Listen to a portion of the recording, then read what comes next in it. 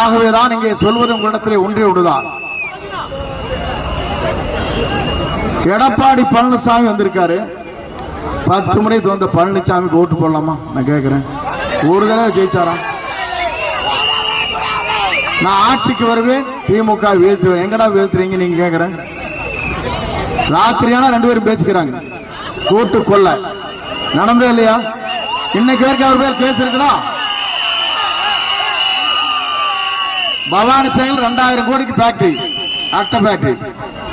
இங்க சிங்கம்பேட்டைக்கு பக்கத்தில் இருக்கிற அந்தியூர் இருந்து அம்மாப்பேட்டை போற வழியில 3000 கோடிக்கு அங்க சேகோ ஃபேக்டரி. எத்தனை நான் கேட்கிறேன்? 5000 கோடி இங்கே. 50 லட்சம் கோடி சம்பாதிச்சு உங்களுக்கு ஆசை தீரல. புரட்சி தலைவர் அம்மாவுக்கு பிறகு நான் முதலமைச்சர் ஆயிருக்கணும், ஏமாந்து விட்டுட்டேன். ராத்திரி வரைக்கும் நான் தான், காத்தாலதான் மாறி போச்சு. ஏன்னா பொட்டி அந்த ஆளு கையில் இருந்து எங்களுக்கு பொட்டி இல்லை. ஆனா நான் பார்த்த காலையில இந்த அம்மா சசிகலா என்கிட்ட கேட்டாங்க, சரி பரவாயில்ல யாரோ தந்துட்டு போலாங்க, கட்சி உடையாரு பாத்துக்கலாம். விசில் மட்டும், விசில் ஒரு நிமிஷம், விசில் அடிக்க வேண்டாம் பிளீஸ். ஏன்னா அந்த அம்மா விசில் அடிக்காது கண்ணு. அந்த அம்மா சொன்னாங்க, சரி நீங்க என்ன சொல்றீங்க செங்கோட்டையன் அப்படின்னாங்க. இல்ல பரவாயில்லம்மா கட்சி உடையாரு பாத்துக்கலாமா அப்படின்னு. காத்தால இந்த அம்மாளுக்கு கன்விஷன் கொடுத்தாச்சு. இந்த அம்மா கூப்பிடுறாங்க, நீங்க தான் முதலமைச்சர் வேட்பாளராக செங்கோட்டையிலும் சொல்லிட்டாரு. கவலையிலும் தோலை தட்டி இப்படி பிடிச்சாங்க. திடீர்னு பார்த்தா மலைப்பாம்பு விழுந்த மாதிரி வந்து திடீர்னு ஒருத்தர் விழுந்தார், அப்படியே நீந்திட்டு வந்தாரு பாருங்க.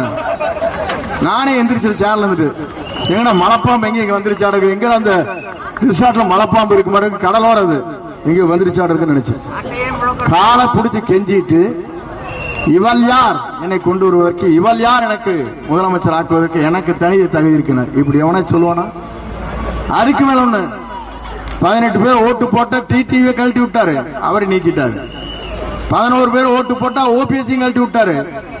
இவரை காப்பாத்தின பிஜேபிக்கு திருநெல்வேலி அல்வா கொடுத்துட்டாரு 24. அதுக்கு பிறகு என்ன பண்ணாருன்னா,